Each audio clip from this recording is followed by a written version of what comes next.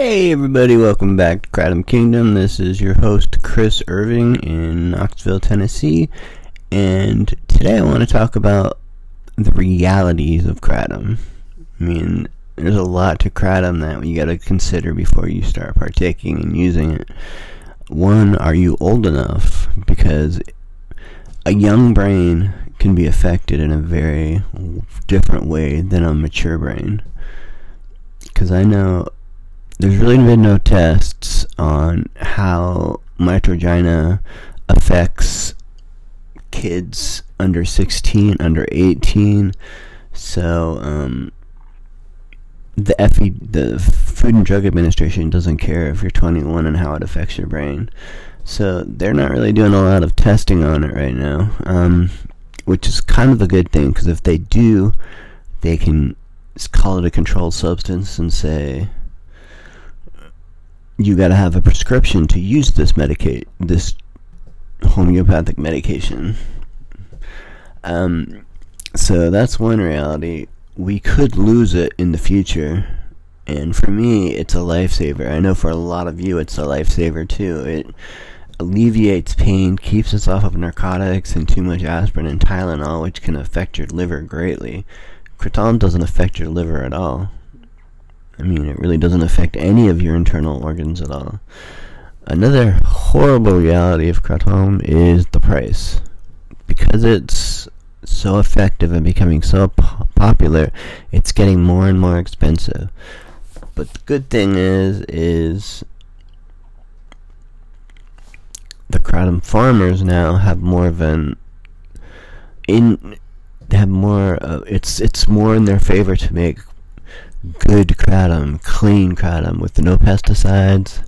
I recently spoke with a Kratom farmer over Facebook Messenger, and we had used translators because he's Indonesian and he did not speak English at all, and I don't speak Indonesian at all except for maybe one or two words.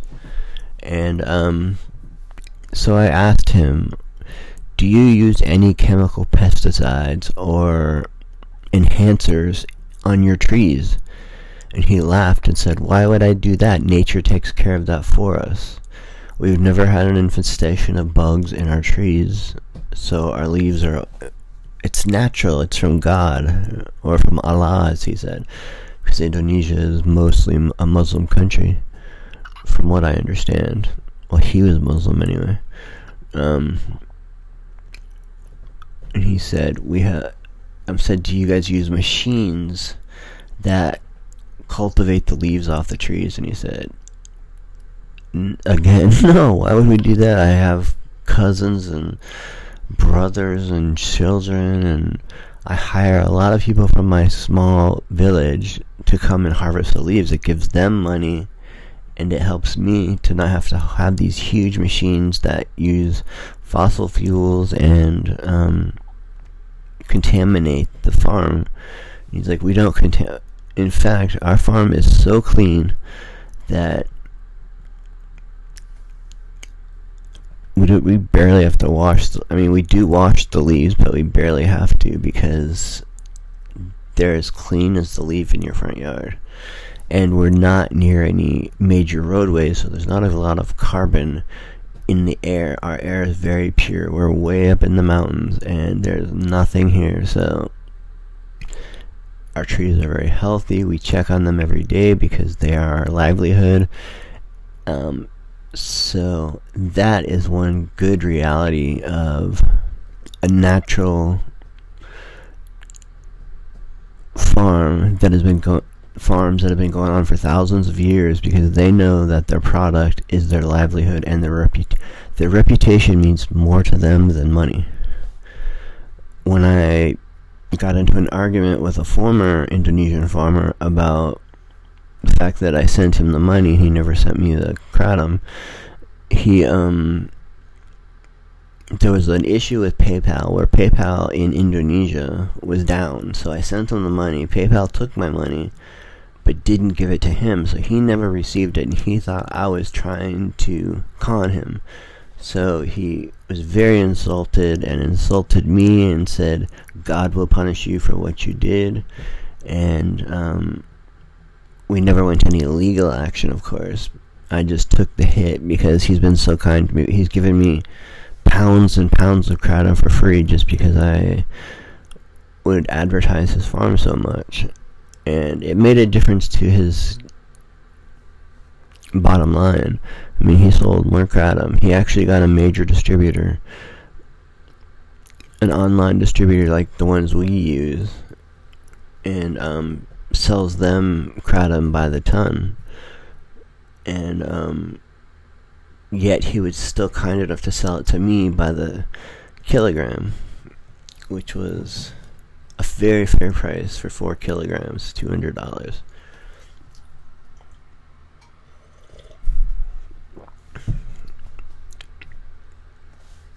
And 4 kilograms for you guys would last probably about a year. But for me, it would last a month.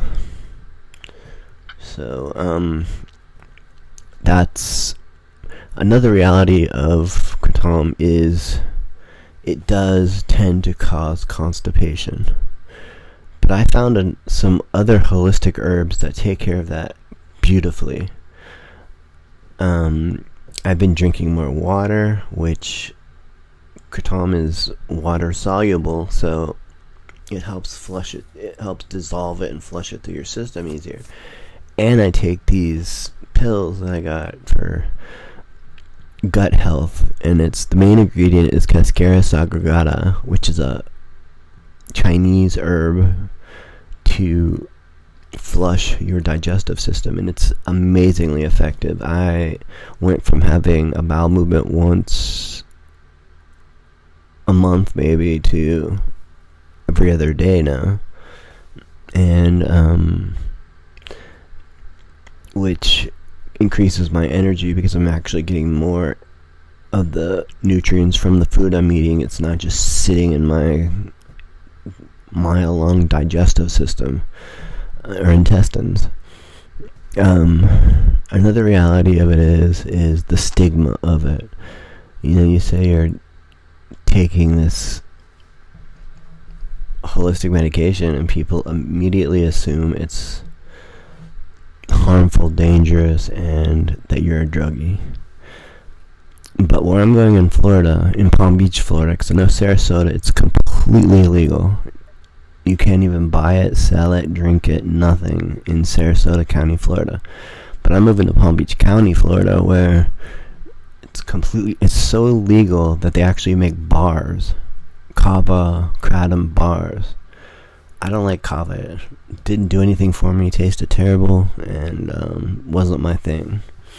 So there's these kratom bars. You know, they're all really cool looking old coffee shops with bamboo with an Indonesian theme usually, and they'll sell you kratom by the cup. But the cup is $5 a cup, but it's not just getting kratom there. It's everybody there is like-minded, like we all are. You know, like if you put all 1,026 of us in a place, we would all get along really, really well because we all have the similar ideas, similar ideologies, and we're a big family. And I'm hoping that this family grows and grows and grows, because the more of us kratomites there are, the more pressure there will be on the federal drug and the FDA to keep it as it is. And I think if our country went more this way, pharmaceutical companies would suffer. And there's nothing wrong with that. I mean, they've been gouging us for years and years. I mean, some of my medications that I have to take to save my life are ridiculous. I was taking injections of something called Lovenox to keep my blood thin when I first had my blood clotting disorder diagnosed, and it was $400 a vial, and I had to take 3 vials a day, and there's no reason for it. It's very cheap to make, and but they can charge just like insulin, and thank whoever, our higher power, that they limited the price of insulin. if there's a lot of drugs that are like that, you know, $5,000 a vial.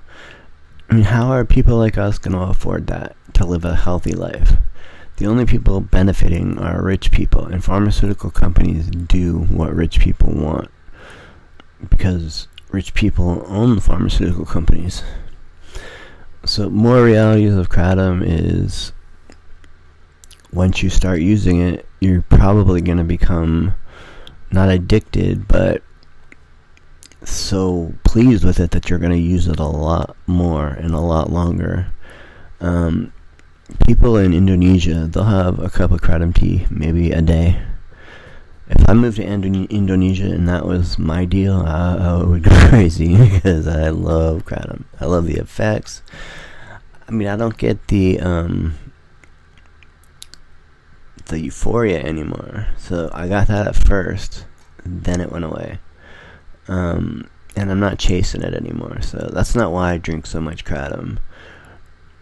I mean, somebody said that if you put half a teaspoon of cayenne pepper in your kratom, it'll make it feel like it did the first time you drank it. And I haven't tried it yet. I might try it today because I'm curious. Because I'm, coming off of a lot of psychiatric medications, and I need a little pick-me-up. And if anybody has any good ideas on some homeopathic remedy for fatigue, because I suffer fatigue very bad. My body aches and pains every time I move, so it takes a lot of energy for me to move and then fight the pain and try to keep my ankle straight. My arm is always flat, so I use a lot of energy just in my spasticity. And moving to Florida is going to be really weird because I'll be sharing a room with my best friend. We're going to put a Japanese screen that you've seen behind me sometimes between the two single beds, and share one bathroom.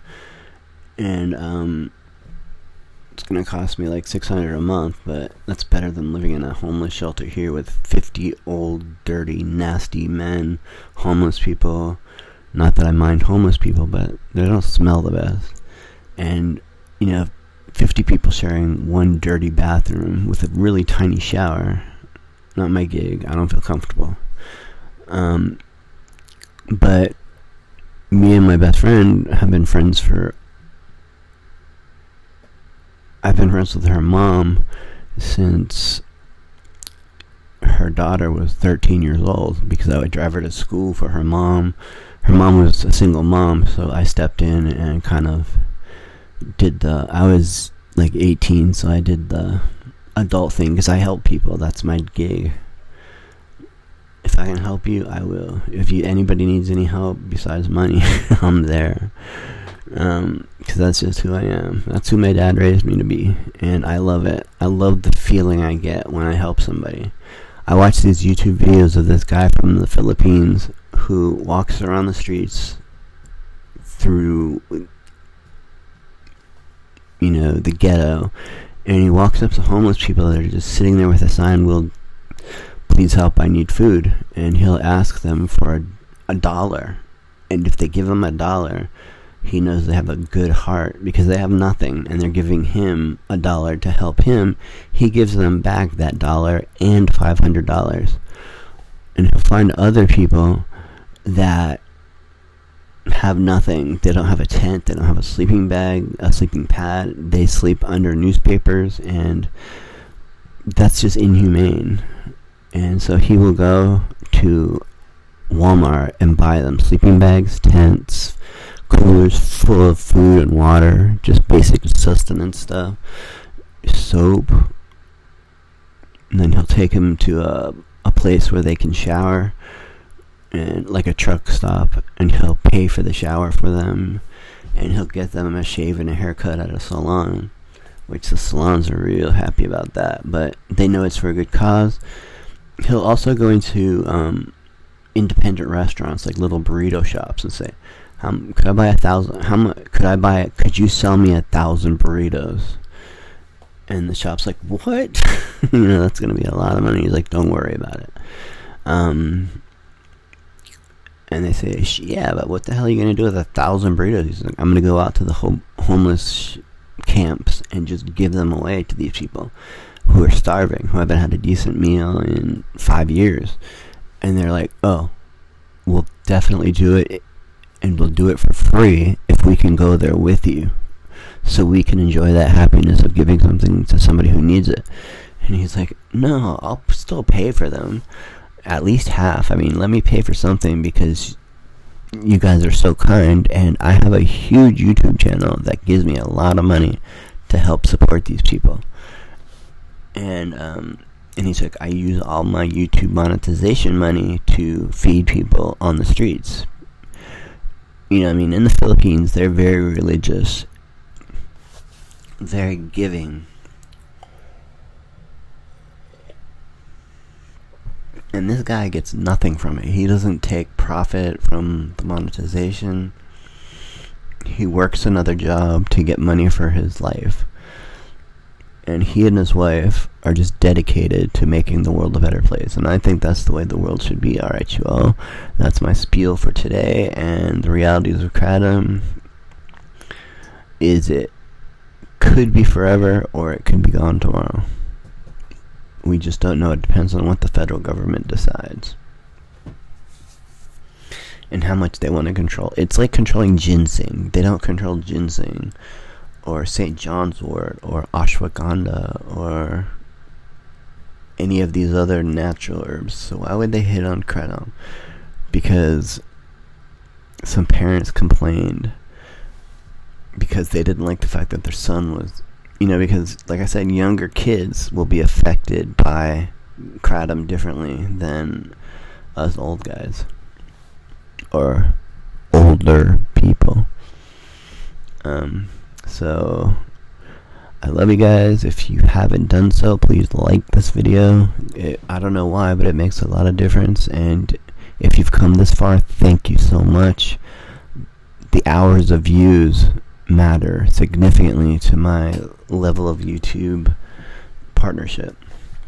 So thank you, and I will probably be dropping back to, and DP, thank you. I'm using your Kratom now because I ran out of what I had, and right now I'm drinking the red Bali, and it is damn good. I mean, it's got even a better taste for some reason. And but now I think I'm gonna start switching to coffee because I'm getting really low on Kratom again, and I have to wait until the 3rd of September to buy more. So peace out, everybody, and I'll see you in the next one. Bye bye.